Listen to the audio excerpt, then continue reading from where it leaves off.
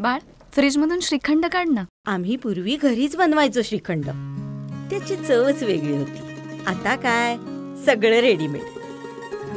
आजी, हे श्रीखंड खाऊन बघ. आज तुझ्या आईनं घरीच बनवलं की काय? हे आहे गोकुळचं श्रीखंड. अगदी जिभेवर रेंगाळणार. जिभेवरच नाही तर मनावरही रेंगाळणार. गोकुळ श्रीखंड, मनावर रेंगाळणार.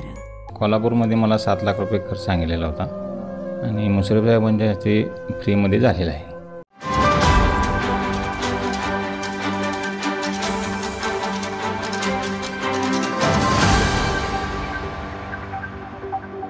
आत्ता आपण आलो आहोत कागल तालुक्यातील सिद्धनेरली या गावामध्ये अनेक लोकांची शस्त्रक्रिया पालकमंत्री हसन मुश्रीफ यांच्या पुढाकाराने झाले आहेत आणि आता आपल्यासोबत एक रुग्ण आहेत. आपण त्यांच्याशीच बातचीत करणार आहोत. काका, तुमच्यावर कोणती शस्त्रक्रिया करण्यात आली होती आणि कोणत्या हॉस्पिटलमध्ये ही शस्त्रक्रिया पार पडली?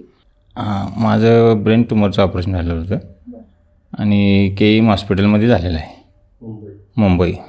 मी पहिला कोल्हापूरमध्ये ॲडमिट होतो. तिथं खर्च जास्त सांगितलेला होता. नामदार मुश्रीफ साहेबांच्या हस्ते ऑपरेशन व्यवस्थित झालेलं आहे.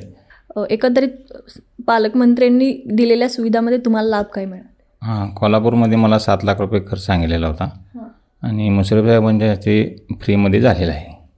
तर अशा कित्येक गोरगरिबांच्या मागे खंबीरपणे उभे असलेले व्यक्ती म्हणजे पालकमंत्री हसन मुश्रीफ. त्यांच्या या खंबीर साथीमुळेच आज गोरगरिबांना जीवनदान मिळालं असं म्हटलं तरी गैर होणार नाही. कॅमेरामन नाज अत्तरसह अमृता पवार, माझा महाराष्ट्र न्यूज, कोल्हापूर.